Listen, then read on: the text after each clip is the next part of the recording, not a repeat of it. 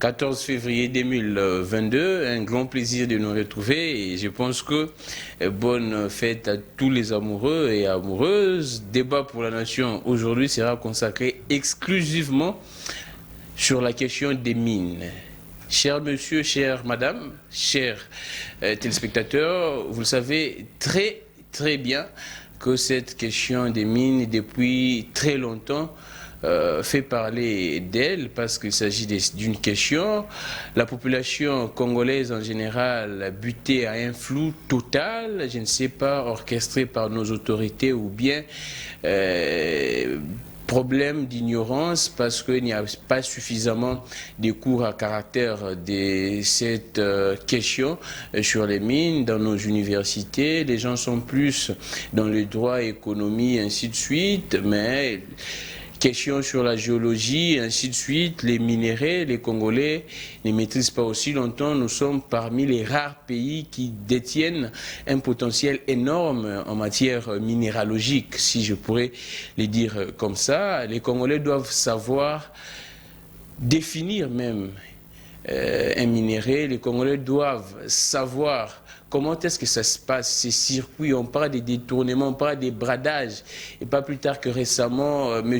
Albert Yuma avait dit devant les ondes clairement que nos autorités avaient bradé plusieurs carrés miniers sur conseil, selon Albert Yuma, conseil des entreprises multinationales. Question parce que les Congolais eux-mêmes ne comprennent rien sur cette question des mines. Nous allons parler avec Maître Gédéon Kolela, juriste, il est spécialiste dans ces questions des mines, et le professeur Yeni, professeur en sciences politiques.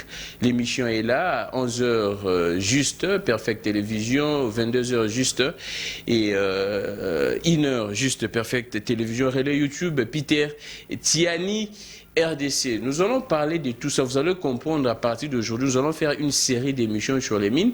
À partir de ce lundi, nous allons avoir vraiment régulièrement les maîtres Gédéon collés là pour que vous puissiez comprendre. Vous, à Kinshasa, vous nous suivez à l'est du pays. Vous nous suivez dans les grands Katanga, Tanganyika, Kolwezi, partout, là-bas.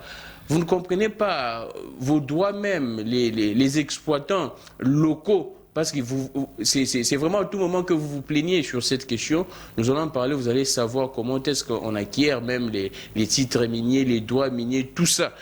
Nous aimerions à ce que le Congolais, de leur naissance, qu'ils puissent avoir des connaissances liées et sur les mines parce que c'est très important. On ne doit pas toujours attendre à ce que les Blancs puissent venir nous enseigner sur des matières que nous regorgeons dans nos sous-sols et dans nos terres en République démocratique du Congo. Nous commençons par professeur Yeni. Prof, comment vous allez? Très bien. En forme? En forme. Je vous salue, messieurs Gramic, et je salue mon co-débatteur, le maître Gédéon Kolela, et je salue nos téléspectateurs. Nous sommes très ravis de pouvoir parler de cette question. C'est une question aujourd'hui qui taraude nos esprits parce que nos mines sont très mal gérées et puis les mines constituent des ressources dont dispose notre pays, pouvant pratiquement nous aider et aller de l'avant. Mais à terme, par rapport à l'introduction, je dirais aux Congolais qu'ils doivent retenir que les mines sont pratiquement des matières qui peuvent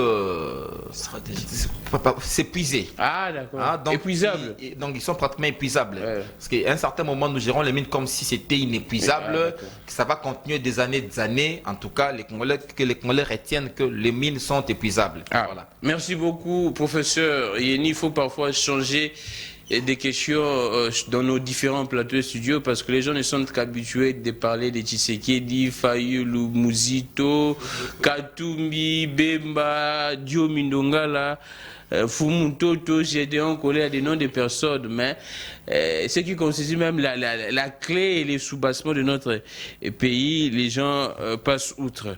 Je prends Gédéon Kolela, aujourd'hui je vous prends comme notre expert, en tout cas. Vous allez nous apprendre, en tout cas, je pense que vous êtes très disponible. Comment vous allez déjà? Je vais bien et je salue le prof Yanni. C'est quelqu'un que j'ai beaucoup de respect et d'estime. Et je suis vraiment content que je puisse partager avec lui ce plateau parce que je sais qu'il va beaucoup plus définir l'aspect politique de mines, parce qu'il y a géopolitique, il y a géostratégique. Et notre pays, c'est un pays solution, parce qu'actuellement, pour manipuler les téléphones, je sais que tu connais bien dans ce domaine, le Congo est au centre, et c'est une réserve mondiale. Les coltons, les cobaltes, ainsi de suite.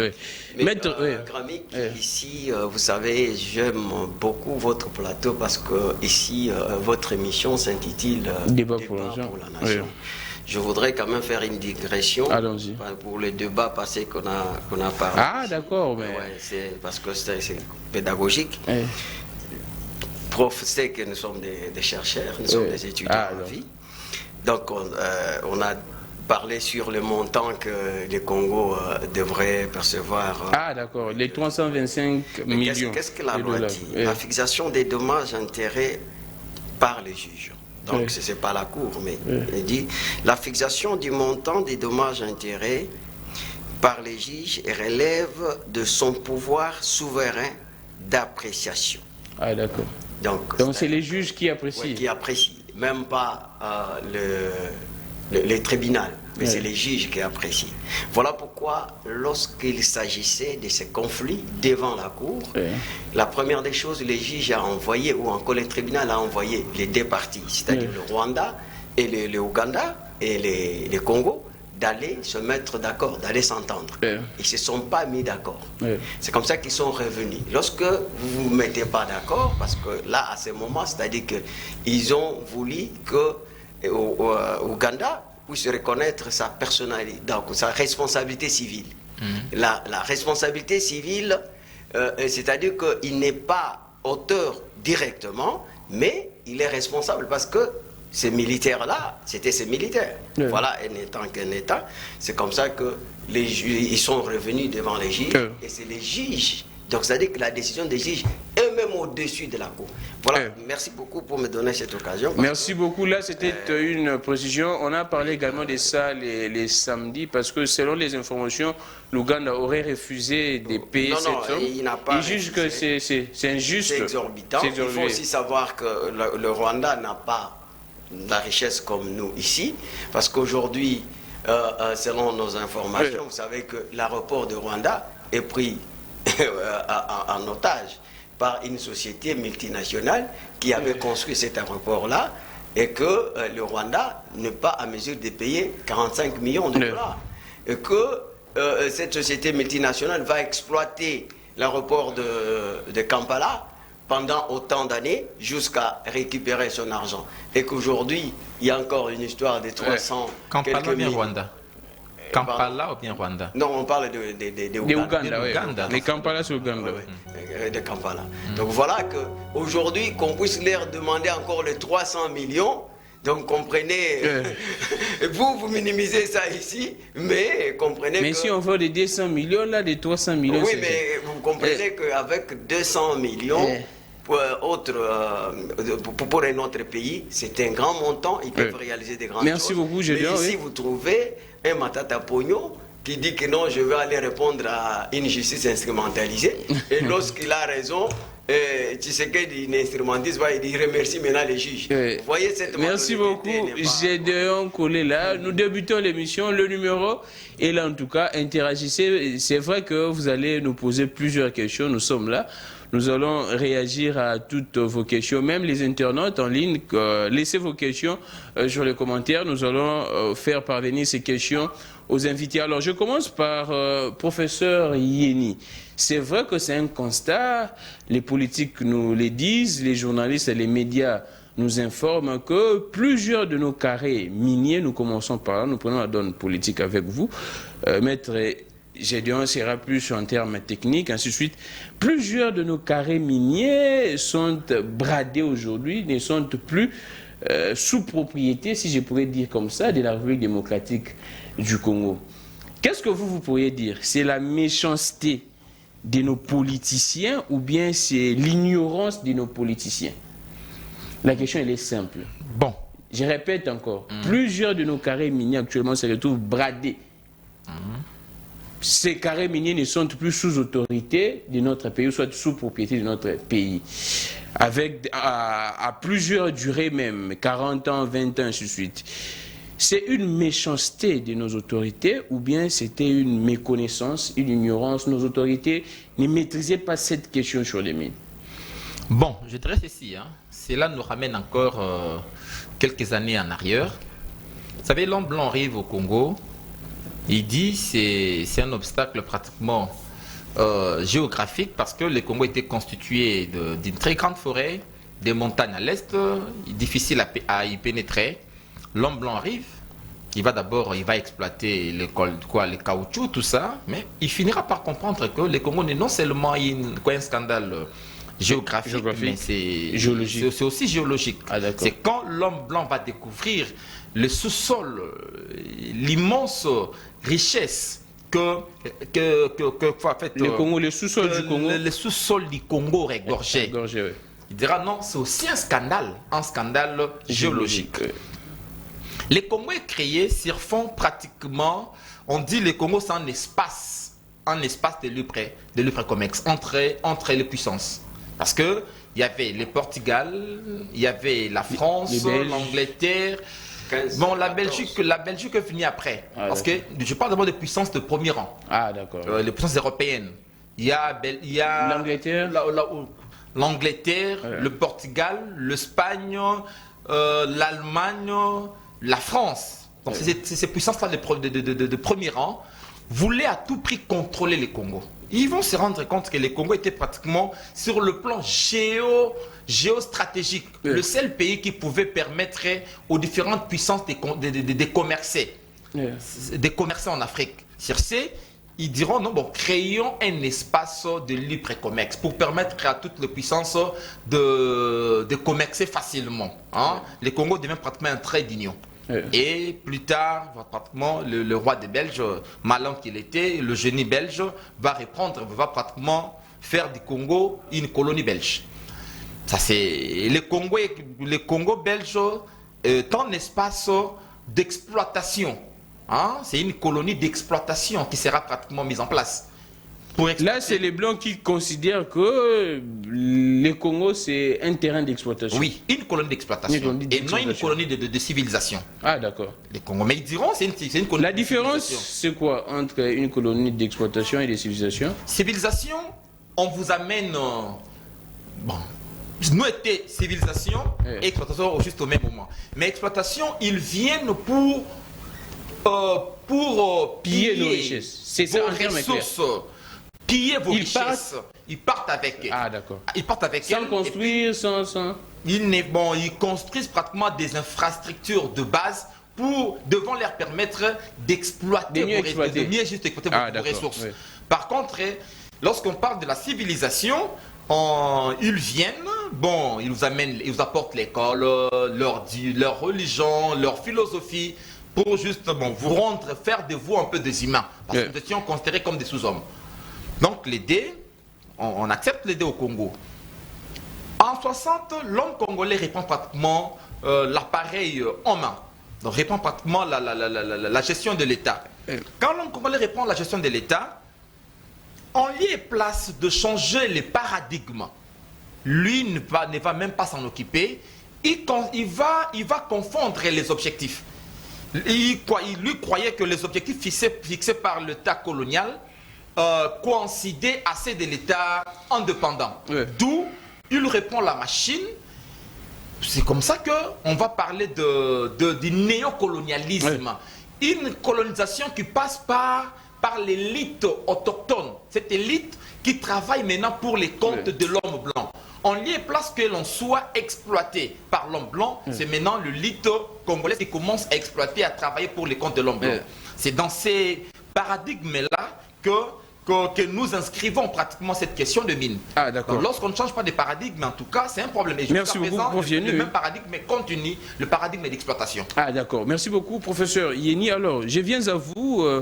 Gédéon Collé, là, vous êtes notre expert ici, vous avez évolué plus dans ce secteur des mines. Dites-nous, les problèmes se situent à quel niveau? Commence d'abord par là, pour qu'aujourd'hui la RDC ne puisse pas bénéficier de ces ressources. Les problèmes se situent à quel niveau? Ok. Ici, je ne voudrais pas que nous puissions nous lancer dans l'optimisme excessif. Oui. Nous devons reconnaître effectivement que nous avons des problèmes, difficultés glossales. Et cette difficulté a fait que notre population est popularisée aujourd'hui. Il y a des oligarchies, il y a des gabégies financières. Et pourtant, les Congos, comme le prof l'a dit, regorgent de richesses importantes qui pouvaient permettre aujourd'hui qu'on puisse arriver à une relance de la croissance pour une création d'emplois. Parce que les mêmes colonisateurs, certes, le prof a essayé de parler de la civilisation. La civilisation était qu'un alibi pour pouvoir exploiter effectivement la richesse. Parce que vous ne pouvez pas... Donc si on utilise des termes très faciles pour que la population comprenne, la civilisation n'était qu'un prétexte. Non, oui, c'était qu'un prétexte. Aussi longtemps, leur mission était d'exploiter. Oui. En réalité, ce que la Belgique est devenue aujourd'hui, c'est parce qu'il a exploité le minerai du Congo. Oui. Je vais vous surprendre pour vous dire que la MIBA même, la MIBA que vous voyez là, et la raffinération se faisait pour affiner les pierres. Et les raffinages, donc ça se faisait qu'au niveau de la Belgique. Oh, donc mais on exploitait ici normal. Et puis on envoie... Bien entendu, mais imaginez pendant 85 ans au moins que nous on a été colonisés, nous n'avons pas l'usine de transformation. Donc 85 ans, on ne raffinait que là-bas en Belgique. Même jusqu'aujourd'hui, nous n'avons pas de... Oui, exactement. Nous vendons nos matières brutes à l'état brut. Oui. Brutes, alors que les matières brutes n'ont pas une valeur ajoutée. Oui, exactement. Alors, maintenant, le problème c'est d'abord les Congolais lui-même. Le problème, c'est d'abord les Congolais lui-même. Les Congolais ont fait quoi? Parce que nous ne pouvons pas trouver les alibis à part. Parce que, vous savez, la Belgique... Quand il a colonisé ce pays, on n'avait que 48 sociétés minières. On n'avait que 48 sociétés minières, oui. Et dans ces 48 sociétés minières, vous allez voir que c'était des multinationales. Et vous ne pouvez pas vous développer dans un pays ou dans une nation comme la nôtre sans les multinationales. Et pourquoi? Ce sont des facteurs de développement. Ils sont des facteurs de développement. C'est parce qu'ils ont de l'argent, l'intelligence. C'est-à-dire que le mine demande de l'argent. Il faut avoir, donc, vous ne pouvez pas travailler les mines sans pourtant avoir des bailleurs de fonds, sans pourtant avoir des investisseurs, sans pourtant avoir une législation donc minière. Les textes. Voilà, c'est comme ça que nous devons comprendre que c'est à ce niveau que les choses se jouent. Alors, comment ça doit se jouer? D'abord, il faut établir la différence entre la loi minière et les contrats miniers. C'est quoi la différence? Donc la différence, c'est que la loi crée des taxes, des impôts, comme vous savez, alors que le contrat a pour objectif la promotion de partenariats publics et privés. C'est-à-dire quoi? Donc, le partenariat public et privé, c'est pour redimensionner comment nous définissons ça comme... Donc ça vient pour redimensionner l'entreprise publique de l'État. Pour qu'elle puisse répondre à des infrastructures et définir certains avantages. Si je vous comprends bien, maître, donc dans les secteurs miniers, pour bien évoluer, surtout ici en Afrique, on doit que recourir au partenariat public-privé. Non seulement ici en Afrique, même partout au monde. C'est-à-dire aujourd'hui, il faut savoir que le monde, c'est un village planétaire. Donc on ne peut pas se développer à vase clos. Donc maintenant, le problème à notre niveau, c'est qu'il faut savoir négocier. Donc Au lieu de négocier pour l'intérêt général, les gens négocient pour l'intérêt égoïste. Donc le problème, c'est surtout, si je comprends bien, au niveau de la négociation. Regardez. Mobutu, parce qu'avec le Belge, l'exploitation minière était un domaine exclusif. Donc, des particuliers ne pouvaient pas exploiter. Ce n'était que l'État. C'était que l'État. D'accord. OK? Donc, l'État, c'est-à-dire avec les multinationales, et que ces multinationales prenaient les travailleurs en charge. Ah, d'accord. C'est pourquoi vous voyez, quand vous arrivez à Angécamine, la plupart des écoles sont les écoles de l'Angécamine. Les hôpitaux sont les hôpitaux de l'Angécamine. Je vais arriver là. Oui, et que le travailleur était pris en charge, ils n'avaient pas un problème de salaire. Et l'État, à cette époque-là, s'occupait que de 3 ministères. L'enseignement, la santé et puis l'armée. Et voilà pourquoi, à cette époque-là, quelqu'un comme Prof Yanni n'était pas n'importe qui. Quand il toque sur votre barrière, vous avez une belle fille. En tout cas, il faut dire merci. Donc, parce qu'ils étaient bien payés et l'État ne sentait pas cette charge-là. Parce qu'il y avait les multinationales qui développaient, au fait, les pays. Mais je vois, vous me pressez déjà. Non, non, mais même pas. Je reviens à vous. Je pose une question, puis je reviens à vous. Alors, maintenant, le problème, vous savez, l'État est dirigé sur les règles de droit et leurs principes. Donc c'est pour ça que les codes miniers viennent pour mettre de l'ordre. Mobutu en 67... C'est pour fixer même la négociation. Oui, Mobutu en 67, il a proclamé, il a publié aussi, il a promulgué aussi une loi de 67. Et cette loi de 67 a boosté notre économie. Et parce que c'était suivi par le code d'investissement. Donc, qui disposait certaines ouvertures pour garantir les chances de contribuer au développement et aussi à la promotion de la population.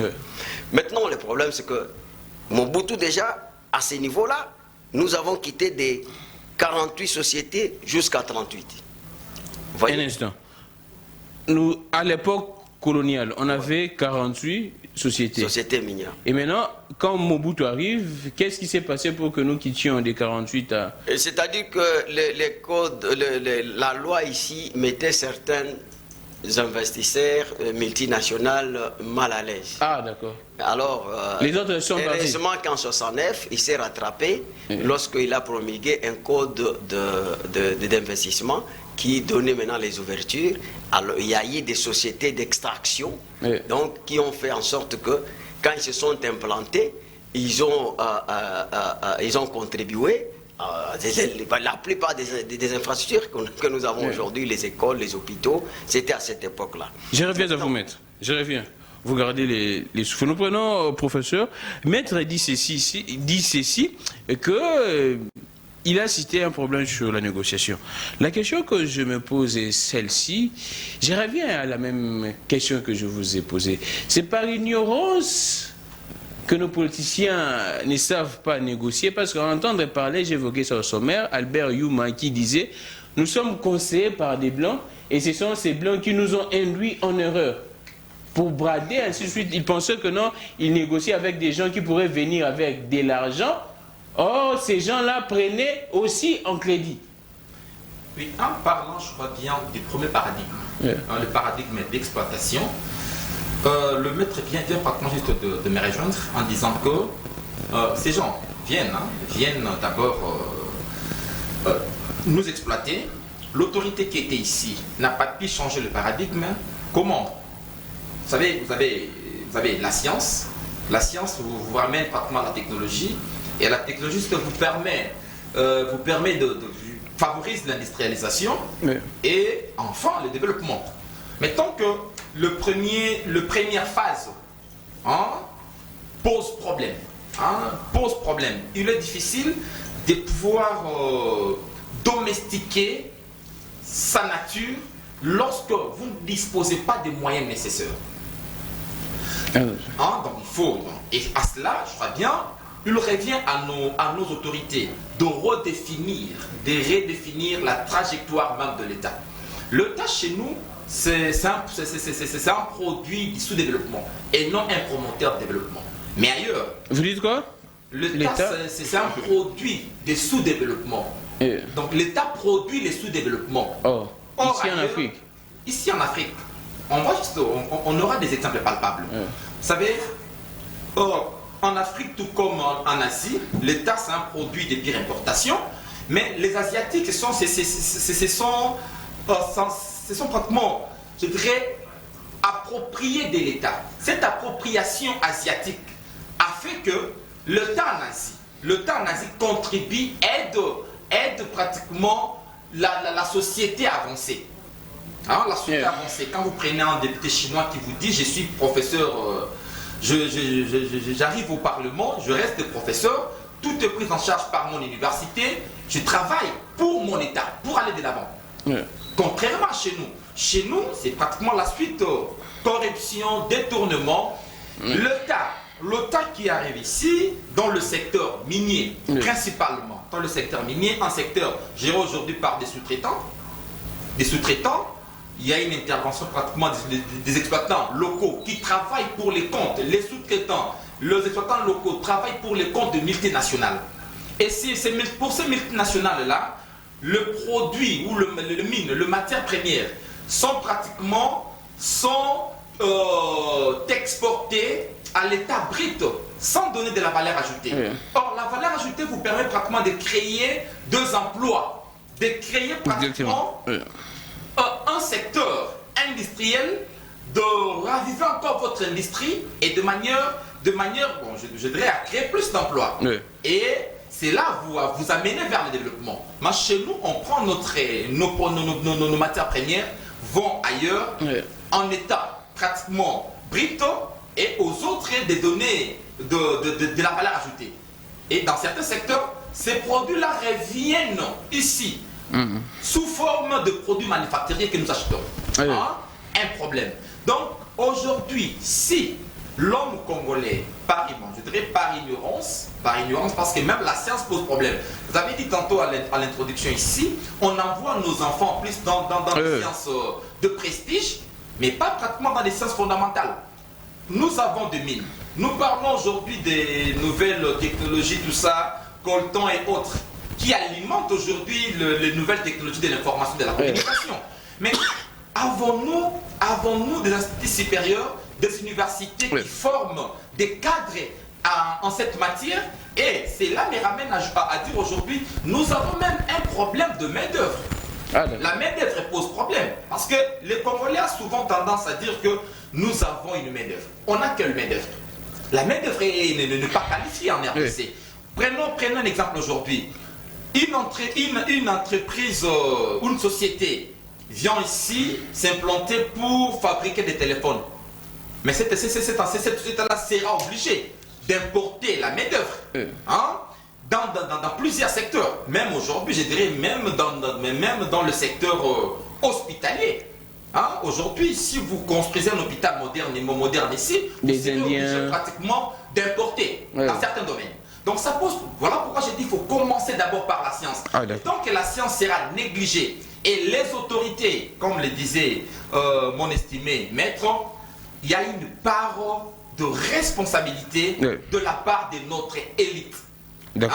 L'élite congolaise, en lieu et place de travailler pour booster son développement, pour booster son industrie, l'élite congolaise devient pratiquement un sous-traitant. Un sous-traitant pratiquement de multinationales, un sous-traitant d'autres États. Il devient pratiquement ces traits d'union entre les multinationales et l'exploitation abusive de son territoire. Merci beaucoup, professeur. Voilà, vous parlez de corruption, vous parlez des histoires là. Alors, Gédéon Collé, là, nous étions en train avec vous d'évoluer. Nous sommes déjà arrivés à l'étape des codes, ainsi de suite, des codes, des contrats. Est-ce que cette législation-là est faite par mimétisme ou soit une imposition? Pas de mimétisme ou quoi, mais vous savez, le problème, j'ai souligné qu'il faut savoir négocier. Et en fait, ici, le problème de la législation ne se pose pas. D'accord. Le problème qui se pose, c'est le problème... La législation est bonne. Le problème, c'est l'appropriation de cette législation. C'est-à-dire? Au niveau du pouvoir public et au niveau des opérateurs miniers. C'est là où se pose le problème. C'est-à-dire qu'il y a un degré de décalage entre cette législation et le comportement, soit des dirigeants, soit aussi des opérateurs miniers. Mais je ne suis pas d'accord avec Prof lorsqu'il dit que l'État n'arrive pas à travailler pour promouvoir donc la population ou son peuple ou pour le développement. C'est-à-dire que pour lui, la solution de la problématique du développement intégral aujourd'hui, l'obstacle c'est l'État. Donc, alors que lorsqu'on parle de l'État, moi je suis en train de voir oui, je suis en train de voir l'État comme une communauté d'intérêts. Donc, qui par son pouvoir politique, il protège ses propres intérêts et les intérêts des privés. Mais c'est là où il y a maintenant le problème. Le problème que nous avons, c'est le problème d'hommes. Vous voyez, et quant à l'éducation, je vous dis, même au début, là, j'avais perdu de vie. Aujourd'hui, nous avons des études qui sont avancées. Donc, les droits miniers est étudié dans le département de droit économique. Donc, ce sont des cours d'option. Vous avez les droits aériens, vous avez les droits fluviales, les droits miniers, et vous avez des gens qui aujourd'hui sont nous avons des ingénieurs de mines qui sont des Congolais. Nous avons des géologues qui sont des Congolais et qui parfois chôment. Mais le problème, ce n'est pas à ce niveau-là. Le problème que nous avons, je l'ai dit, c'est de l'appropriation de cette législation minière.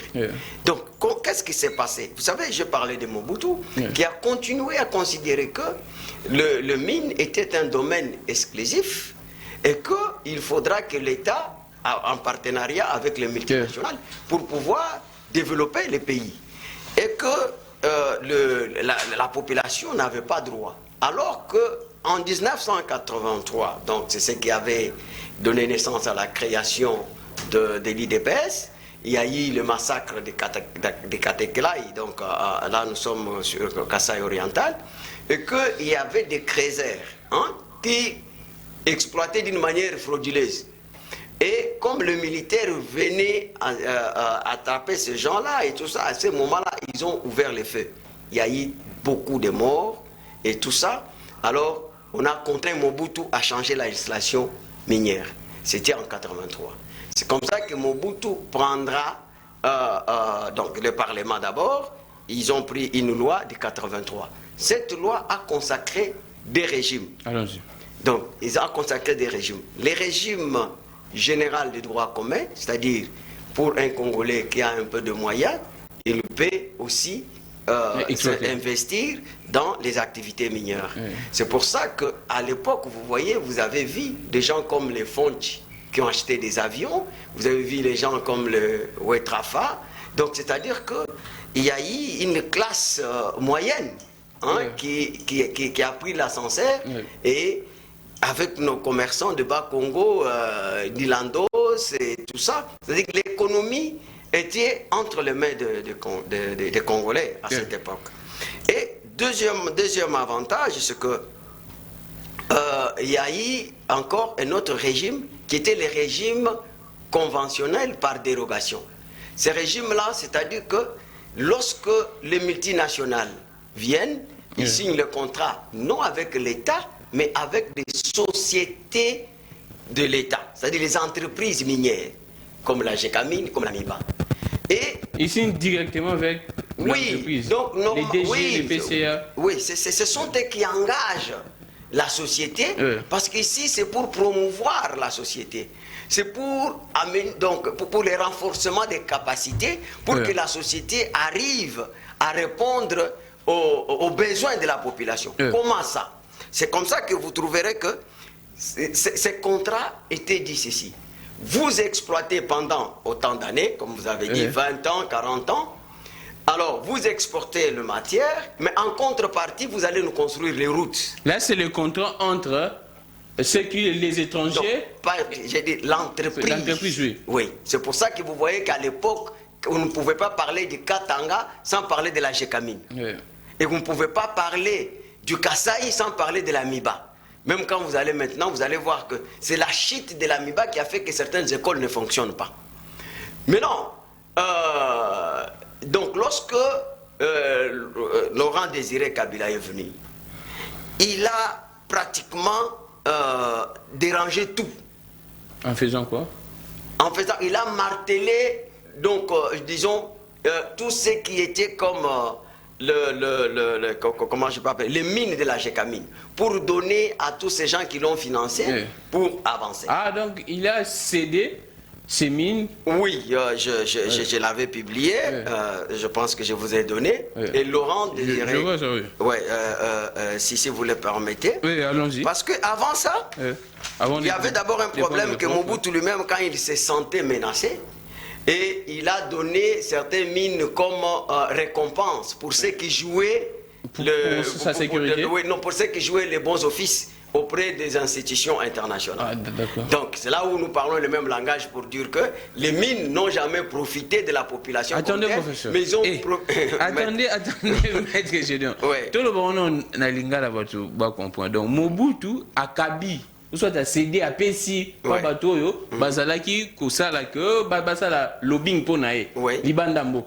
À Kabeli bango en contrepartie, il y a intérêt na yemro privé personnel. Oui. Bon. Et non, toi tu dis. Est-ce que tu peux nous laisser juste pour j'avais publié ça en 2012 en tant que récompense, les minéraux de la RDC ont quelquefois servi à remercier. C'est ça les termes appropriés, à remercier les personnes qui auraient rendu des loyaux services à l'État.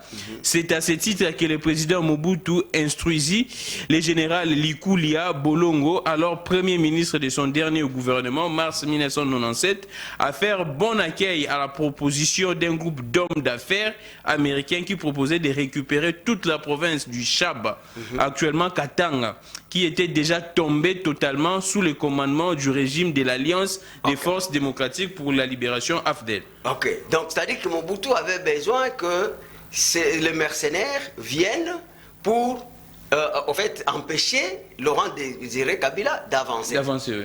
Alors que, heureusement que les ministres des Finances à cette époque-là, il y a quand même des Congolais qu'il faut féliciter, Kasereka.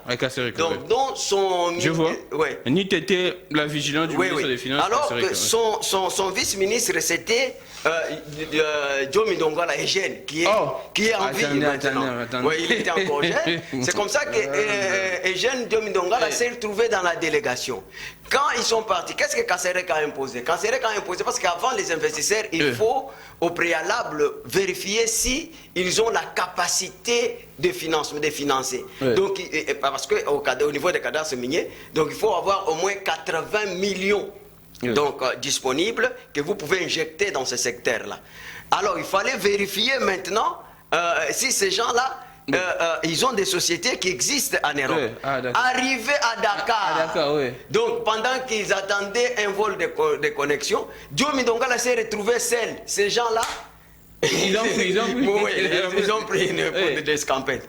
Alors imaginez que si Kasereka n'avait pas imposé ça, donc aujourd'hui on allait avoir que nos deux yeux pour pleurer comme nous pleurons aujourd'hui, nous ne sommes pas encore arrivés parce que quand Laurent est arrivé... Je dirais bien à vous. Ok, merci. Nous avons tous les temps, peuple congolais,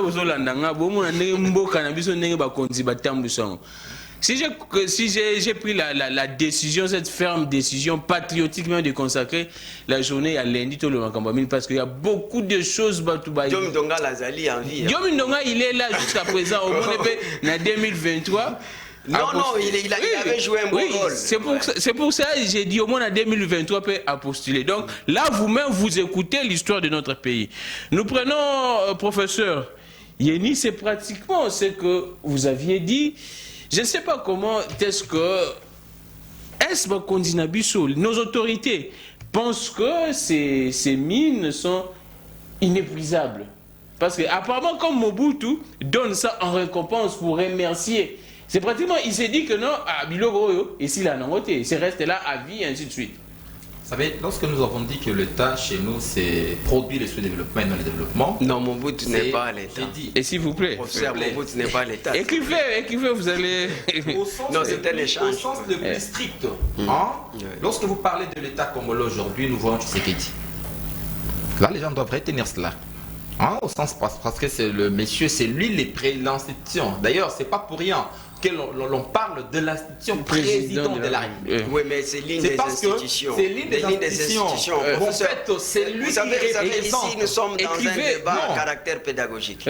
Parce que l'État, c'est une organisation politique et juridique qui détermine le fonctionnement d'autres institutions. Même l'institution présidente de la République fonctionne à la limite des règles de loi. Raison pour laquelle Tshisekedi a un songiste. Évoluons, Maître Joël, écrivez dans votre temps d'antenne. Moi, je ne suis pas dans cette analyse pyramidale de la société que nos voisins, pratiquement les juristes nous présentent. Je suis dans cette analyse de la société qui part pratiquement de quoi? Je dirais de la société, de la société à l'État. J'ai fait un peu cette lecture-là inversée. Donc je vous dis, au sens le plus strict, lorsque nous parlons de l'État, je vois pratiquement l'élite gouvernante. Cette élite, lorsque vous parlez de mines comme étant une solution au développement de la RDC, on vous dit, le Congo, c'est un État à vocation agricole. Qu'est-ce que nous avons fait de notre agriculture? Donc, on a amassé assez d'argent dans le mine. Mais qu'est-ce que nous avons fait juste de notre agriculture? Qu'est-ce que nous avons fait de nos recherches, de notre science? Donc voilà pourquoi je dirais ceci. Chez nous, le tas c'est un produit de sous-développement. Parce qu'il y a un problème de vision. Il y a un problème de vision. Nous prenons juste le mine. Tous ces contrats en général, lorsque je dis que nos autorités sont pratiquement des sous-traitants, dans la signature de ces contrats, nos autorités ne sont là que pour des commissions. D'ailleurs, on a parlé récemment ici des rétrocommissions qui ont été légalisées dans ce pays. Qui ont été légalisées dans ce pays. Là, c'est un rendement frauduleux. Les rétrocommissions. Voilà. Juste quand on arrive au pouvoir, aujourd'hui, parmi les scandales que l'on a eu à décrire sous le régime de M. Tshilombo, mais je crois bien, 80% c'est dans le secteur minier. Pourquoi? C'est dans les mines où vous avez de l'argent rapide. Vous avez juste du cash. Vous prenez, parce que nous sommes encore dans cette économie, dans les ramassages et la cueillette. Le Congo est encore dans cette phase-là. Et encore dans les ramassages et la cueillette.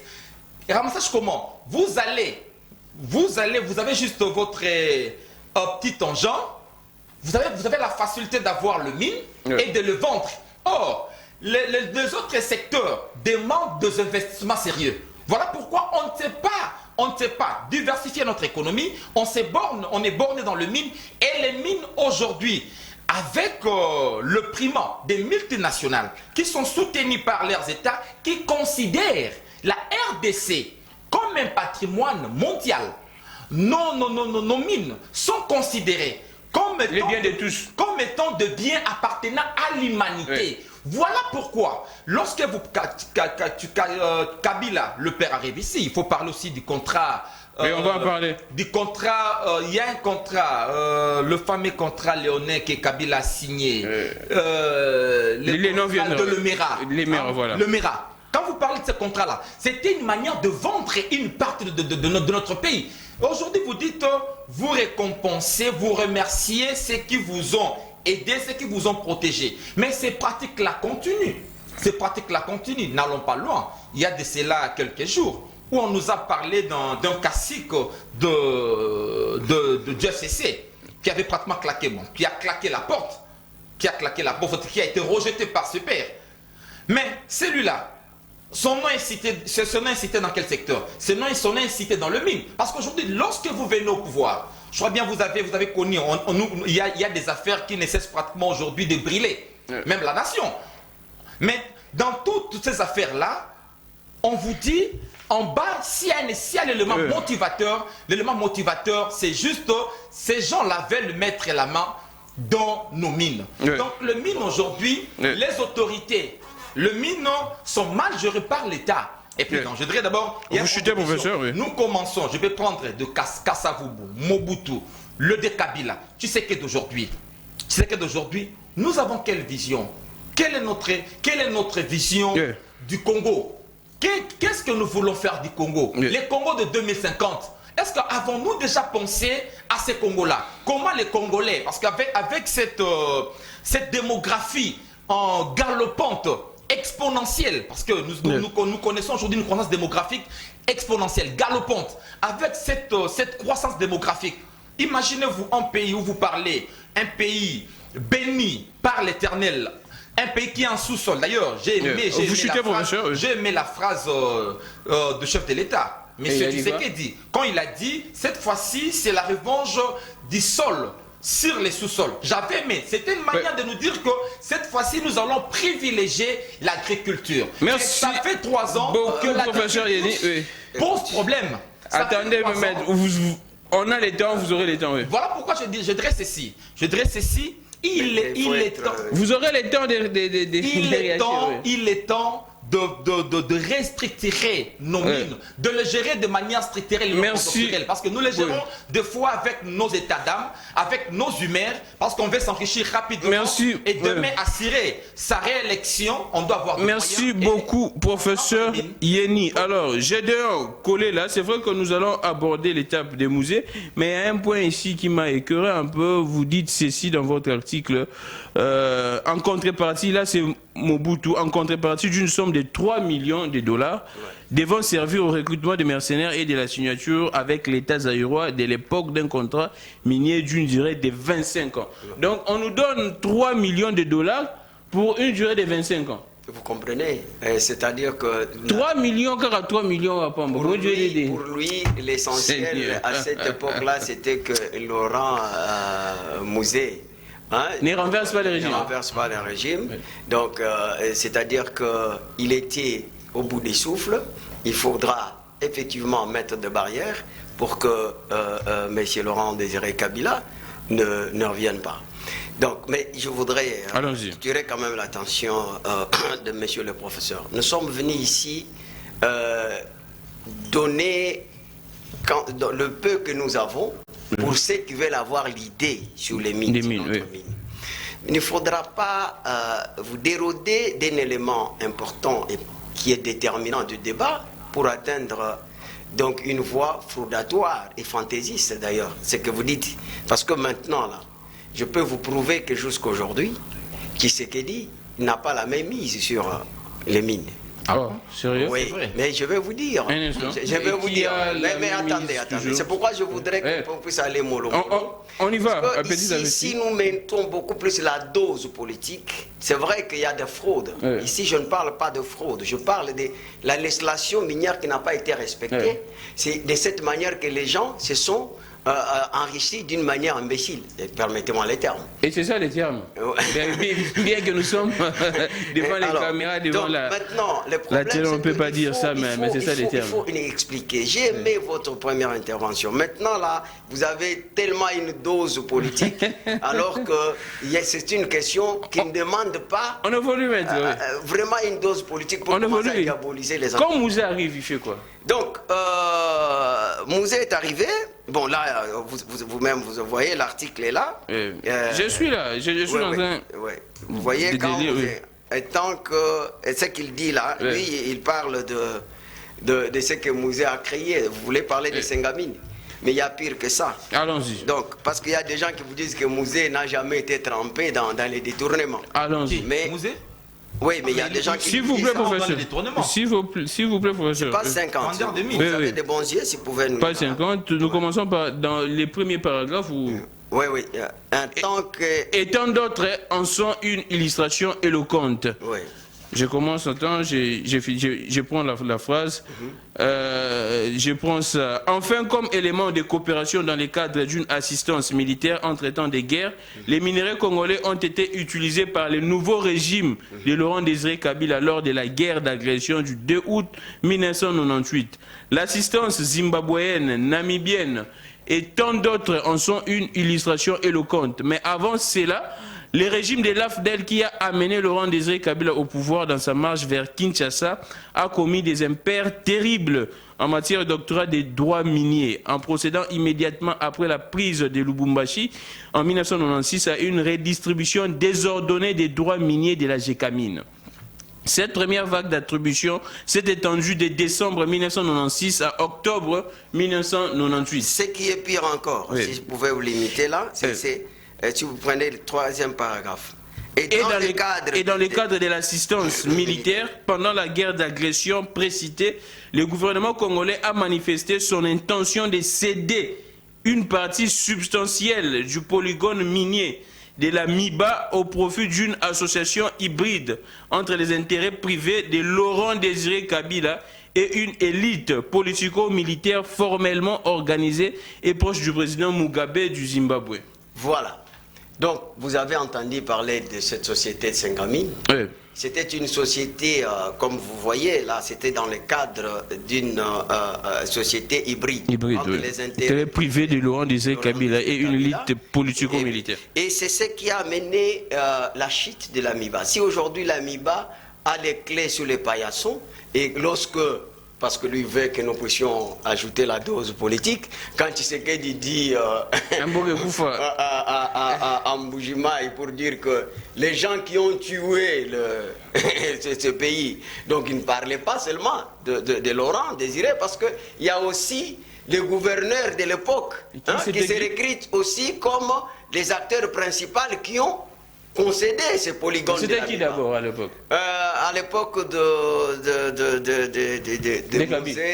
Kabila, je ne sais pas, moi-même je n'étais pas dans le pays malheureusement. Ah d'accord. Je n'ai pas la maîtrise. Je chercherai le nom de ces messieurs. Oui, oui, il faut chercher parce que le peuple doit connaître le nom. Oui. Alors, donc vous comprenez que depuis 60, disons Mobutu avait commencé avec de bonnes impressions. Mais après, donc Mobutu s'est dérodé lui-même pour, normalement, Mobutu cherchait à faire quoi? Donc à protéger son pouvoir. Mobutu, son pouvoir était plus que tout ce qui pouvait être comme l'avantage de la promotion de notre pays. D'abord son pouvoir. D'abord son pouvoir. C'est comme ça qu'il y a eu plusieurs contrats qui, en fait, tous ces gens-là faisaient que le lobbying pour Mobutu. Voilà pourquoi il était très puissant. Donc, et maintenant, nous vivons. Alors, mais pour rencontrer, ce n'est pas seulement eux. Parce que notre souci ici, c'est que les gens puissent savoir pourquoi les mines du Congo n'ont jamais profité aux Congolais.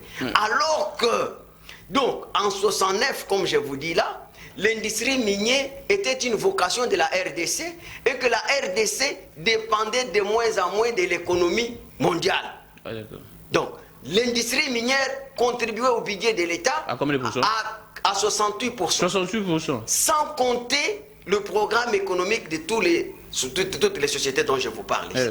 C'est pour ça que vous voyez qu'à l'époque, nos parents, les Thomson étaient quelque chose qu'il faut prendre lorsqu'on prend la bière. On mange quand on prend la bière. Lui, il peut avoir l'idée à cette époque-là. Vous n'avez pas eu cette chance. Malheureusement. Une génération sacrifiée de vivre par les politiciens. Vous. Alors, donc ce n'est pas fini. Donc, si vous pouvez aussi m'aider avec le paragraphe qui vient. Même les gens qui vous parlent ici. La plupart dont vous parlez les noms aujourd'hui, ce sont aussi des... Désormais, chaque lundi, cette histoire de mines, beaucoup de noms, beaucoup de caisses... Il convient par ailleurs de souligner que parallèlement à ces pratiques laxistes, le gouvernement a octroyé les droits miniers. Par complaisance et au mépris de la loi minière, il s'est développé depuis la même période dite d'agression, allant de 1998 à nos jours, une pratique récurrente de l'exploitation illégale des minéraux dans les zones en conflit. C'est à ce titre que lors de sa marche vers Kinshasa de 1996 et 1997, le régime AFDEL a octroyé des droits miniers. Là, c'est le régime de Kabila, les pères, a octroyé des droits miniers sur les territoires qu'il occupait en fonction de ses propres intérêts, comme nous l'avons déjà amplement indiqué. Si haut, de 1998 à 2002, le groupe rebelle RCD, MLC, RCD Azarias, MLC Jean-Pierre Bemba, les Maï Maï, les FDLR et tant d'autres groupes rebelles en faisaient autant pour leur survie. Donc on a Jean-Pierre Bemba.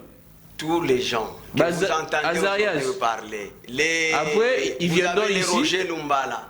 Vous avez le genre d'autres personnes, si je vais citer ici. Demain, j'aurai des problèmes. Non, il faut citer les... Non, mais quand on parle de Jean-Pierre Bemba, il faut parler de Kamitatou. Vous Vous comprenez? Donc, quand vous parlez de Jean-Pierre là, Bemba, ça devient intéressant. il faut parler de ces sangas. Vous voyez, les gens se recrutent. Donc, ils sont nombreux, les gens qui étaient dans MLC. Donc, heureusement que prof, il est de côté de Fayoulou. C'est les seuls que vous allez voir. Ici, ce qui est sûr, nous sommes en train de parler pour le bien de la République démocratique du Congo. C'est-à-dire qu'aujourd'hui, ce que nous voulons, c'est quoi? Une conscience collective. Et que plus jamais... Parce que si le Congo, aujourd'hui, vous voyez que continue à saigner, et que les fils de ces pays qui se recrutent comme les acteurs principaux, ils se font passer comme des donneurs de leçons, c'est parce qu'ils ne prennent pas conscience. Ils doivent savoir que les groupes rebelles qu'ils ont... parce qu'ils étaient les chefs de foyer de tension qui sèment la terreur jusqu'à aujourd'hui. Et moi je leur demande aussi, parce que si quelqu'un a fait la guerre, ça veut dire qu'il connaît comment il possédait, non?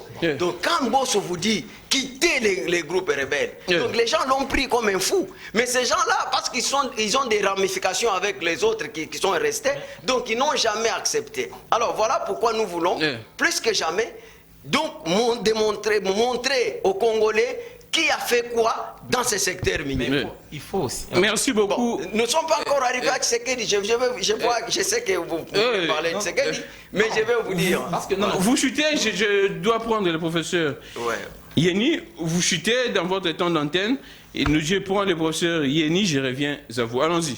Bon, avant le prof. Et maintenant, parce que nous, on doit aller vite. Maintenant, pourquoi les problèmes, même les décollages avec ce secteur, c'est difficile. Parce que Yuma vous a dit. Et quand Yuma vous a dit, il y a des gens qui sont passés pour commencer à... Yuma dit que c'est sous conseil des entreprises multinationales. Non, mais ça c'est une façon de parler, parce que les multinationales ne viennent pas, je vous dis. Il y a eu une lancée novatrice avec la loi de 2002. Parce que ça a supprimé cette régime conventionnel par dérogation. C'est-à-dire que Kabila, quand même, il a fait une bonne chose, mais malheureusement d'une mauvaise manière. Parce qu'il a dit, on ne peut pas continuer avec ce genre de contrats, des régimes conventionnels. Il a supprimé ces régimes conventionnels. Maintenant, il a laissé le régime général des droits communs. Malheureusement, donc, ils ont continué encore à signer des contrats malgré la suppression de ces régimes-là conventionnels par dérogation. Donc, écrivez pour je vous donne les papiers. Écrivez, il a continué. Dans une minute, je vous prends. Il a continué. C'est à ce moment-là que vous allez voir qu'ils ont donné comme alibi quoi? Le moratoire. Or, le moratoire d'après les droits miniers est d'une année tout simplement. Mais ils ont continué pour signer. Et comme maintenant, c'était prévu que les grandes sociétés, là, les multinationales qui construisent les routes, chose grave, je vous dis, et ils ont introduit un autre système qu'ils appelaient des joint ventures. Donc, ils disent à ces grandes sociétés, non, au lieu de construire les hôpitaux, donnez-nous cet argent. Je reviens à vous. Alors, là, ça devient intéressant. Oui, merci beaucoup, maître Gédéon. Je reviens je vais vous dire qu'est-ce que les 9 milliards de Chine. Je reviens à vous. Professeur Yeni, peuple congolais, vous nous suivez, le numéro est là. Nous sommes en train de retracer l'histoire. Les noms cités ici, votre passé vous rattrape. Votre passé vous rattrape. Vous avez un... Oui, même le présent, on y arrivera. On y arrivera. Cette émission, je citerai tous les noms ici. Parce que c'est très grave ce qui se passe. Alors, professeur Yeni, vous avez suivi attentivement comme moi les maîtres Gédéon. Apparemment, c'est tous les politiciens, hein? Tous les régimes, on prend Mobutu, Kabila, je ne sais pas à l'époque de Kasavubu, maître n'a pas évoqué. Non, Kasavubu ne s'est jamais livré. C'est les modèles de la gestion. J'ai toujours dit, ce monsieur-là, vous savez, Kasavubu a marqué son époque. Vous savez quelque chose d'extraordinaire. Kasavubu, après avoir, en dehors de certains hommes, il peut y avoir commettre des ampères. Mais vous savez qu'après la fonction du président de la République, il est rentré comme maître d'école primaire. Son travail datant. Vous voyez, c'est extraordinaire. C'est ça le modèle. C'est-à-dire qu'il nous a montré qu'après la vie présidentielle, il y a une autre vie. Merci beaucoup. Donc, ce n'est pas seulement Kabila qui a besoin d'exception. Alors, il s'est enrichi. Je prends, professeur. Apparemment, c'est tous les régimes. Hein? C'est une mentalité qui s'est perpétuée apparemment. Ça devient même une culture politique chez nous. Vous venez, vous cédez les carrés miniers. Vous cédez les carrés miniers. Les peuples est atomisé dans la misère vraiment indescriptible. Et vous enrichissez. Aujourd'hui, hier on a parlé du clan Kabila. Ouais. Hein, comme étant juste le prédateur d'hier. Mais aujourd'hui, on parle pratiquement des oligarques d'aujourd'hui. Il y a beaucoup de dossiers, on y arrivera. Vous l'avez dit, on va arriver. On y arrivera. Nous avons tous... Non, mais je veux que les profs soient honnêtes vis-à-vis de lui-même. S'il vous plaît, Maître Gédéon. Voici avec de preuves. Je crois bien tous, nous avons nos téléphones, soyez connectés. Essayez un peu de voir comment nos mines sont... S'il vous plaît, c'est dans son temps d'antenne, Maître Gédéon, s'il vous plaît. S'il vous plaît, Maître Gédéon. Non, Écrivez, Maître. Vous avez un stylo là, écrivez. Ils nous inscrivent dans une logique selon laquelle, dans une logique où ils veulent pratiquement mettre en place un système, un régime apolitique. Hein, où non, nous allons dénoncer. Un régime apolitique où le régime, je dirais surtout le chef de l'État, est responsable du bien. Et lorsqu'il est question du mal, il était responsable. Non. Et là, ça nous ramène à un régime apolitique. Soyons juste clairs, disons les choses clairement. On a connu juste un nouveau riche dans cette ville. Un nouveau riche qui construisait des écoles, des stades, vous parlez de qui? Qui achetait des ponts partout.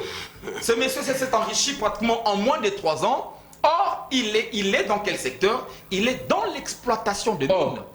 Kaboun est trempé dans les mines. Il est dans l'exploitation de mines, il ne pas seul. Aujourd'hui, on dit les oligarques d'aujourd'hui sont dans le mine. D'ailleurs, la plus grande bataille se joue à l'est du pays. J'ai suivi Maïs Chiban ou les confrères. Aujourd'hui, c'est pratiquement la partie visible de l'iceberg. Mais la partie invisible, c'est dans l'eau. C'est au Katanga, c'est dans le mine. C'est là où les familles se battent. Ici, nous ne vivons que même, il semblerait, même la fameuse affaire des coups d'État est toujours liée aux mines. Donc, ce régime n'est pas épargné. On y arrivera. On citera tous les noms ici dans cette émission. Je parle du manque de vision. C'est là où j'ai dit l'État, c'est un problème. Lorsque vous n'avez pas de visionnaire à la tête du pays, lorsque vous avez des gens, lorsqu'on n'a pas de repères, on se perd. Aujourd'hui, on n'a pas de repères. On n'a pas de gens à même pratiquement de ces pays à se développer. Je vous ai tantôt juste cité une phrase ici. La revanche du sol sur les sous-sols. Mais où en sommes-nous aujourd'hui? Où en sommes-nous? Nous sommes un pays, non seulement juste qui a énormément de ressources minières, mais également un pays à vocation agricole. Mais depuis que ce régime est venu, ce régime qui a pratiquement, je parlais ici de, lorsqu'on parlait de la rétrocommission, c'est souvent dans les secteurs aussi miniers. Vous signez des contrats et vous savez, les hydrocarbures, il y a beaucoup de choses qui se passent là-bas. Nous allons prendre également ces secteurs. Le surplus de la rente financière et économique que produit l'État profite aux caciques, aux tenanciers du pouvoir. Ça permet aux tenanciers du pouvoir d'avoir assez de ressources pour entretenir les réseaux du pouvoir. Aux magistrats, vous les journalistes. Ah non, pas les journalistes. Les journalistes, je dis. Là, je ne permets pas. On n'attaque pas des confrères ici. Ici, sauf les journalistes. Les journalistes, le parlementaire et les autres. Ça permet pratiquement à un régime, au régime d'aujourd'hui de reproduire son pouvoir. On vous dit les mines ont rapporté assez d'argent, surtout avec la dernière loi, le code minier de Kabila. De 2012, non? La révision, le code minier revisé de Kabila. Aujourd'hui, l'État, on nous dit, vous avez de réserves énormes de plus de 3 milliards. Mais on est incapable juste de financer les élections. Merci beaucoup, professeur Yeni. Voilà pourquoi j'ai dit ceci. Vous chutez? S'il vous plaît.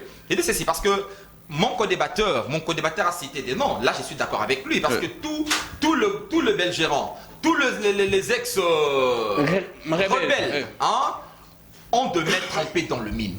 Et moi, je dirais plus loin, tous ceux qui ont gouverné. En tout cas, là, je dirais sauf Kassavoubou. Kassavoubou sur le plan de la gestion, quand bien même on a aussi des griefs que l'on peut citer ou retenir contre Kassavoubou, mais sur le plan de la gestion, c'est un modèle. Après Kassavoubou, je dirais, Tous les restes. tout, jusqu'à ce régime, ils sont trempés dans le mine.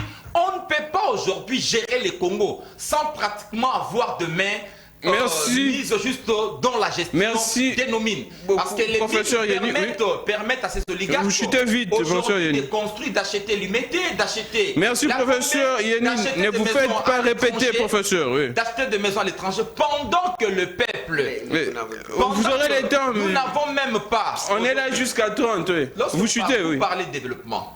Comment peut-on juste parler de développement dans un espace où vous ne construisez pas de routes, vous n'avez pas de voies ferroviaires, on n'en a même pas, parce que la voie existante aujourd'hui et la custe, on ne sait pas. Vous avez juste la voie fluviale aujourd'hui, pose problème. On ne sait même pas.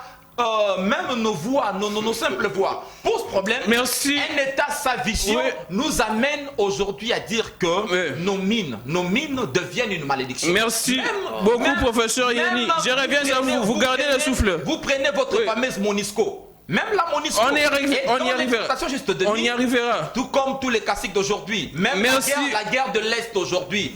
Quand vous dites, on y arrivera, professeur. Un petit point. Vous gardez le souffle, oui. S'il vous plaît, maître Joël, oui. Je vais citer. Lorsque maître Gédon dit, vous remerciez en octroyant des carrés miniers. Aujourd'hui, dans le secteur minier, il y a un problème. Le Rwanda vient pratiquement de construire une usine. Des raffineries. Pratiquement de mines. Ils viennent de fermer parce qu'ils ont de mines.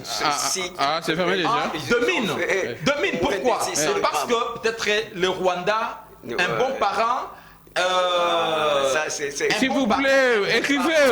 Vous aurez le temps 10 minutes. Un ami du régime qui nous a soutenus. On lui doit quelque chose. Merci beaucoup, professeur Yeni. Finalement, il y a aussi l'Ouganda. Merci, professeur Yeni. La parole doit tourner, oui. En exploitant. Merci, professeur Yeni. Dans cette émission, tous les noms trempés dans cette histoire seront cités. Gramig, les gars, vous aviez cité nos noms, oui. Tant que vous voulez Mbongo, il y a une population bien inquiétée. Je vous l'ai dit, tous les noms seront cités ici. Vous appelez le numéro, après l'émission, ces numéros ne passent pas. Je prends. Professeur, Maître ingénieur, nous poursuivons, oui. Ne me donne pas l'impression de quelqu'un qui est né après la honte. Ne me donne pas cette impression. En tout cas, s'il vous plaît, professeur Yeni. À vous présenter cette facette-là. S'il vous plaît, professeur Yeni, écrivez un peu d'ordre. Attendez. Vous êtes en train de dénoncer les choses dont vous n'avez pas, au fait, de preuves. Ici, si moi je s'il vous plaît, écrivez, professeur Yeni. Attendez, je vais arriver. Moi, je dénonce les choses dont j'ai des preuves. Je détiens des preuves et je cite des personnes. Ici, je prie Diomi Dongala en témoin. Il est là. Diomi est là, Diomi. Vous comprenez? Ici, il y a deux personnes. C'est distingué dans cette histoire. Si vous voyez ici, j'ai cité deux gens. Et je suis il y a des références. Oui, je suis encadré par le professeur Bakandeja, qui est votre collègue. Je n'ai pas cité. S'il vous plaît, professeur Yeni, on évolue. Cette émission, quand nous avons parlé, c'est un caractère pédagogique. Oui, c'est ce que je ne suis pas venu faire la politique aujourd'hui. Et si vous voulez qu'on ait ici ce chemin-là, on se connaît. Alors, je ne voudrais pas. Alors, citons des noms. La profilation sociale, la mise en œuvre de cette politique, c'est Tshisekedi qui est venu avec ça. Lorsque vous voulez parler de parcs sous forme de corridors, aujourd'hui, nous avons la production ou les Koulouna qui sont transformés à main d'or. Alors, vous voulez dire que c'est cet renversement dont tu souhaites bien. C'est-à-dire que ça doit commencer quelque part. Il ne faudra pas que ça commence directement. Mais aujourd'hui, quand même, Kanyamaka CC est en train de produire. Du côté de l'Est, là-bas, ça a déjà commencé. Les Diana, qui est chargé il a parlé de ça. Donc, nous sommes ici, nous parlons des mines. Et j'ai aimé, je vous dis, je reviens toujours sur ce que vous avez dit, sur l'aspect géopolitique. Et vous évoquez les multinationales. Évoluons, maître Gédéon. Joan Venture. Citons les noms ici, les anciens premiers ministres. Parce que vous voulez qu'on parle. Vous savez qui a introduit le contrat d'amodiation? Il s'appelle Mouzitou, les contrats d'amélioration. Oh, Mouzitou a fait quoi? Allons-y. Parce que ici, vous avez évoqué les cas. Attendez. Oui. Vous avez évoqué les cas de permis. Parce qu'en réalité, c'est qu'il disait, nous avons 4 permis. Oui. Nous avons les permis de recherche, les permis de régie, les permis de petites mines et les permis d'exploitation. Donc, lorsque nous parlons de ce qui se passe entre le pouvoir public et les multinationales, ici nous sommes dans les permis d'exploitation. Alors que dans notre arsenal minier, nous avons plus ou moins 4000 permis.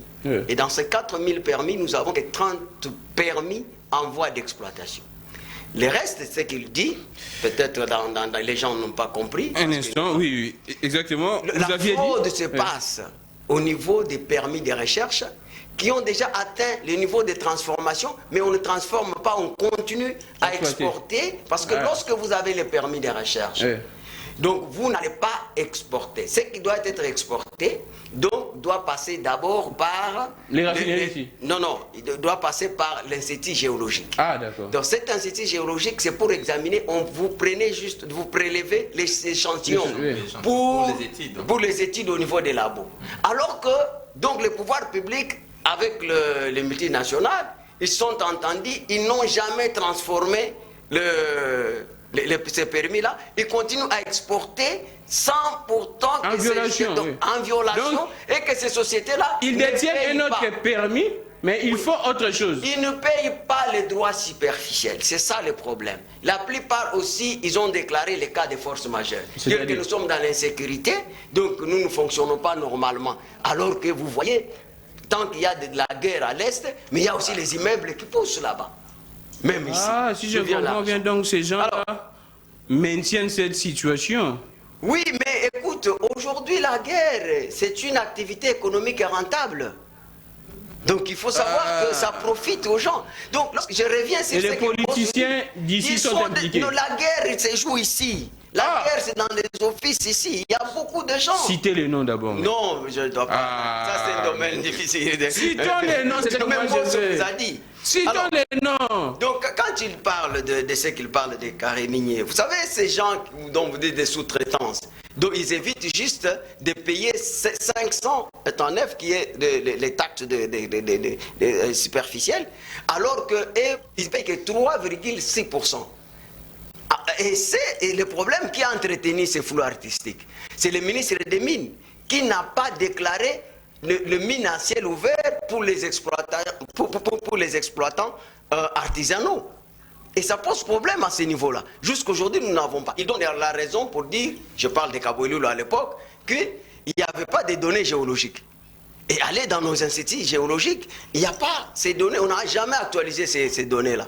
Donc ici, il y a beaucoup de choses que nous devons parler, éclairer aux Congolais, au lieu que nous puissions toujours nous verser dans nos querelles politiciennes. Alors allons-y, maître, nous tenons la fin, nous restons avec 10 minutes. Mais écoutez ce que Yuma vous a dit là, nous avons fait un tableau pour donner comme ministre. Page 52, j'ai la documentation ici. Dans une soixantaine de grands contrats, l'État congolais lésé a cédé la plus grande part des profits aux entreprises multinationales, comme l'indiquent les tableaux ci-dessous.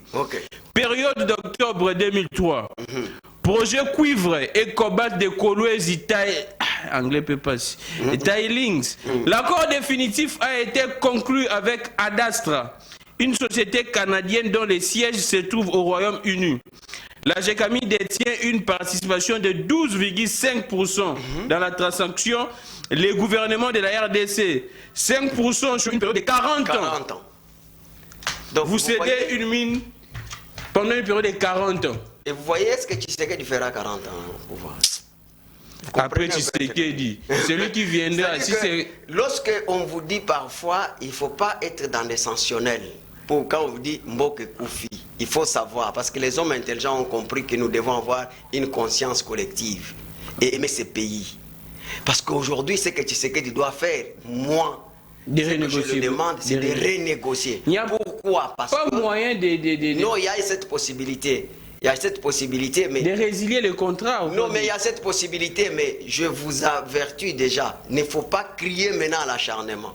Parce qu'il y a 3 personnes importantes qui interviennent au niveau des contrats. Quelles sont ces personnes? Donc il y a la présidence de la République qui déclare la mine, qui a la possibilité dans ses prérogatives de reclasser et de déclasser le mine, le président de la République. C'est pourquoi vous allez voir que c'est Pierre Lumbi à l'époque qui était le conseiller principal en matière de sécurité qui a signé le contrat chinois.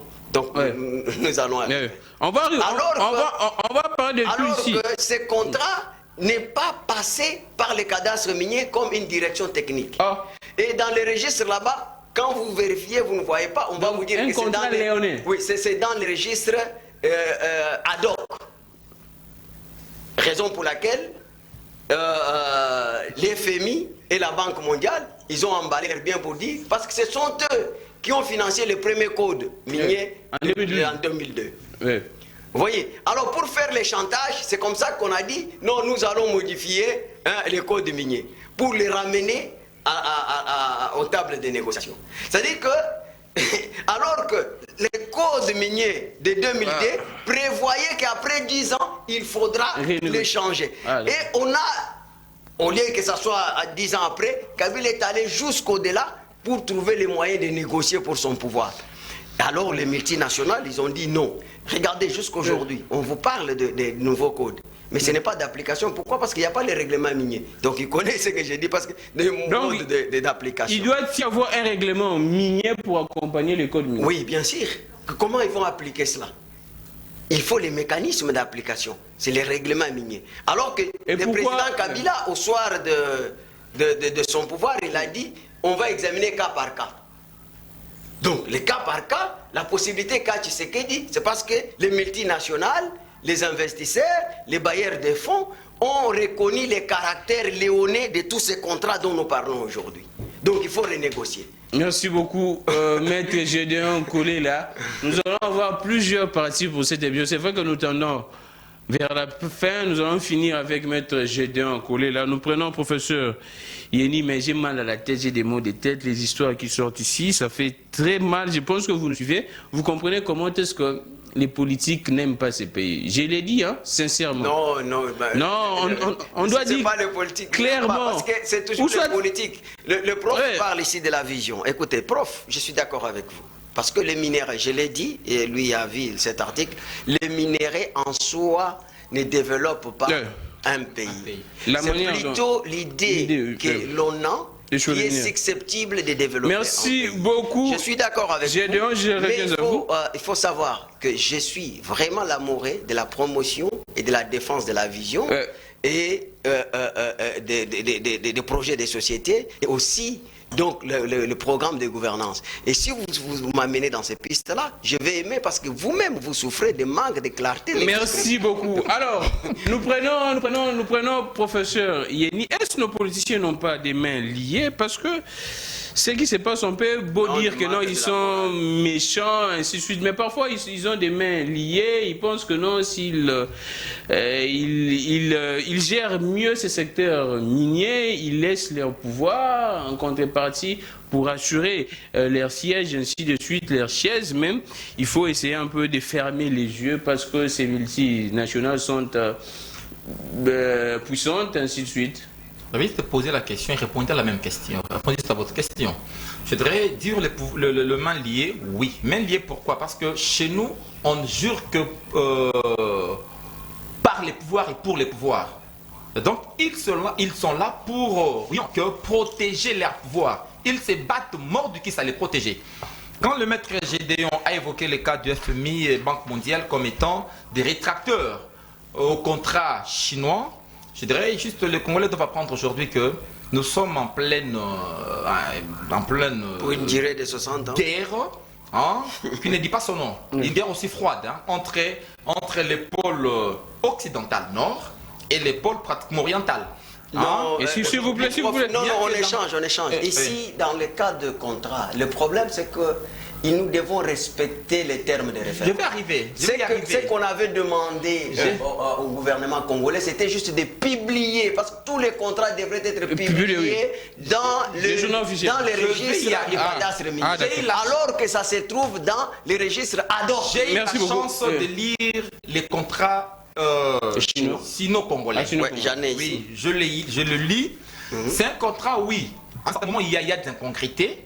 Mais lorsque vous parlez de l'intervention, je dirais, musclée des institutions de Bretton Woods, qui sont pratiquement aujourd'hui des nouveaux paradigmes d'exploitation de pays sous-développés et des instruments entre les mains pratiquement des puissances occidentales, hein, je pense que aucun pays n'est allé de l'avant avec la philosophie de la Banque mondiale et le FMI. Aucun pays au monde. Si vous voulez vous développer, à un certain moment, il faut s'approprier de votre entreprise de développement. Vous savez, aujourd'hui, la RDC est est pratiquement hors orbite du développement. Vous pouvez tout faire. Ce pays n'ira pas quelque part parce que le pays...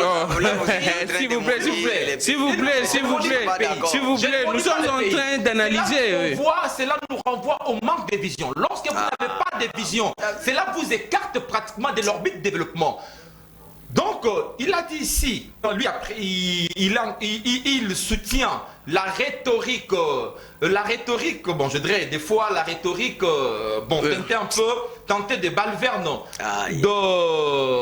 du régime lorsqu'ils disent que Mbokessi Ekoufa, lui soutient cela. Moi, je pense que Mbokessi Ekoufa parce que vous n'avez pas de vision.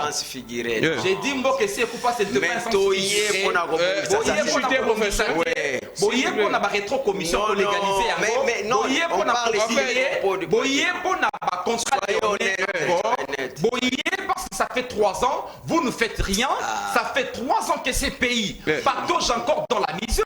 Ça fait 3 ans que vous êtes là sans aucune alternative. Professeur Yeni. Nous avons connu une alternance sans alternative. Apparemment, l'IDPEST, pendant ces 38 ans d'opposition, n'a pas appris à gouverner. Merci beaucoup, mais par contre, professeur. Son pays, c'est en partie qui a été préparé à la résistance, à l'opposition, mais pas à gouverner. Merci beaucoup, problème. Professeur Yeni.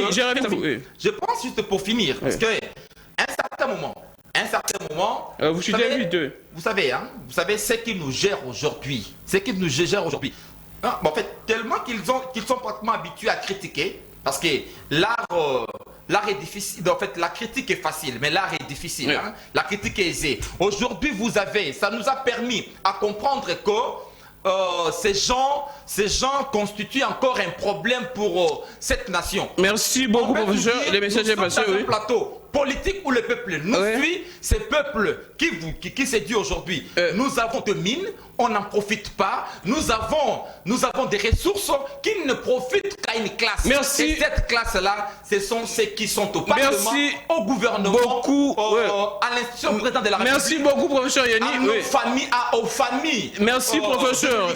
Merci, professeur. Qui ne sont pas dans les institutions. Merci, professeur Yeni. Alors, qui vivent dans le merci beaucoup, professeur. Qui achètent de maisons partout. Merci, professeur Yeni. Alors, nous prenons Gédéon Collé là, on poursuit.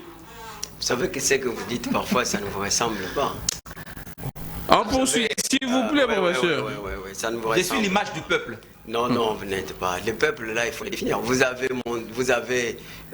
démontré votre incapacité relative à votre faiblesse politique ici. Incapable de mobiliser ce peuple-là. Et le peuple ne vous suit pas. Regardez, vous êtes même allé vous réfugier derrière les coopérants ici. Catholiques. Ah non. Les coopérants catholiques. Là, ça ne passe pas, en tout cas. S'il vous plaît, revenons dans les mines. S'il vous plaît, Vous n'avez même pas... S'il vous plaît, professeur Yeni, s'il vous plaît, professeur Yeni, s'il vous plaît, professeur Yeni, s'il vous plaît, professeur Est-ce que j'ai cité le nom d'Ambongo? Yeni. Mais c'est lui, s'il vous plaît, représentant pratiquement des nous chutons déjà, nous allons prendre la deuxième partie de cette émission, je pense le lundi, mais chutons avec vous. J'étais venu ici pour qu'on parle d'un élément très important. Oui, c'est ce qu'on parle de. Je vous dis que les mines, jusque-là, le peuple congolais ne peut pas perdre l'espoir. Malheureusement, le peuple congolais a une part de responsabilité. Dans quoi? Pourquoi? Parce que on peut le voler, ces mines ici, il n'exprime jamais sa déception. Là, je soutiens. Vous comprenez? Donc le problème, c'est que nous devons nous-mêmes nous imprégner de cette question. C'est pourquoi je me suis décidé chaque lundi, on va parler sur cette question des mines pour que le peuple comprenne. Un peuple se développe. Les Tshisekedi, les Fayoulou et tout ça, ils ne sortent pas de cuisses de Jupiter. Ils sortent du peuple. Donc, ils font partie du peuple. Alors, le peuple a que des dirigeants qu'il mérite. Exactement. Ici, je suis en train de faire appel à la conscience nationale, la conscience collective, et pour assurer notre existence et surtout pour notre avenir. Parce que nous allons mourir. Le Congo restera entre les mains de nos enfants. Qu'est-ce que nos enfants vont faire avec les mines? Donc il est temps maintenant. Parce que je vous ai dit que, en fait, ce contrat a perdu son caractère du développement. Les contrats devraient se passer entre les sociétés de l'État, des entreprises publiques de l'État, avec les multinationales. Et en principe, donc le montant, c'est pas mauvais. Et que, par exemple, avec les contrats dont tu parles, les contrats chinois, c'est 9 milliards. Mais regardez. On nous dit que Joseph Kabila a utilisé 3 milliards pour les infrastructures. Et 3 milliards a construit l'usine à Kolwezi là-bas. Mais maintenant, le reste d'argent. Vous comprenez? C'est ce qui pose problème aujourd'hui. Alors que les Congolais sont là, sur les plateaux de télévision, chaque fois parler de leurs leaders, et qui ne sont pas capables de leur réclamer leur dû. C'est ça le problème. Donc ça pose problème. Ici nous disons... vous chutez vite. La deuxième partie, c'est à suivre la semaine prochaine. Yuma avait raison. Aujourd'hui, plus que jamais, s'il faut vraiment compter que nous puissions développer notre pays avec les mines, c'est-à-dire qui semble être le fer de lance pour le développement de notre pays, il faut renégocier les contrats.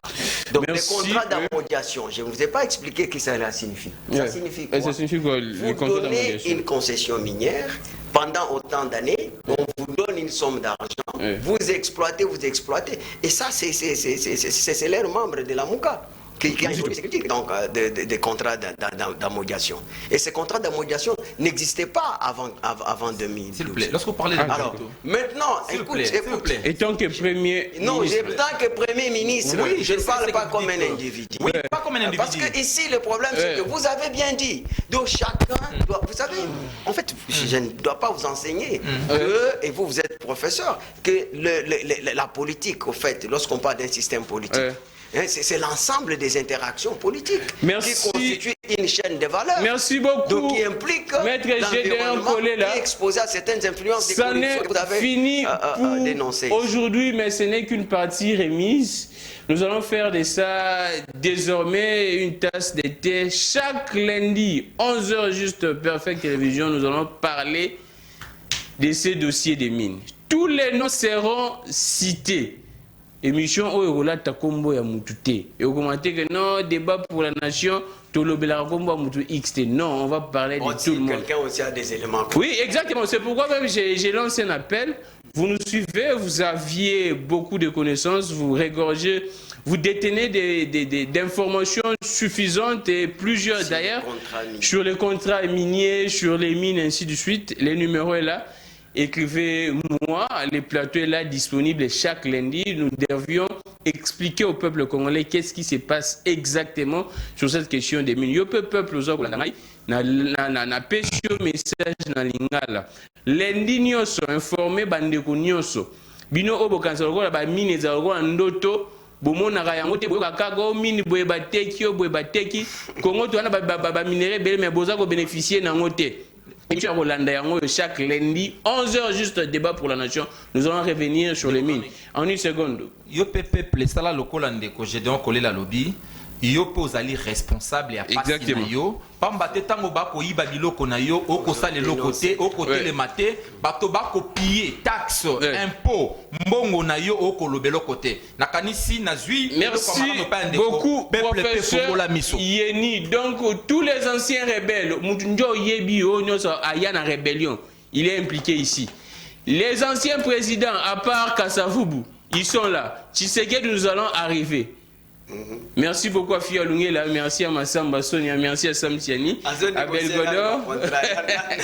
Merci beaucoup, je suis Grammy Clégon, relais YouTube, Peter Tiani RDC, je suis Grammy Clégon. Merci beaucoup à vous, vous devenez de plus en plus très nombreux. Ça n'est fini pour aujourd'hui, tout le monde. Je suis Grammy Clégon, que le Dieu de toutes les inspirations continue de nous inspirer et de vous inspirer également. Au revoir.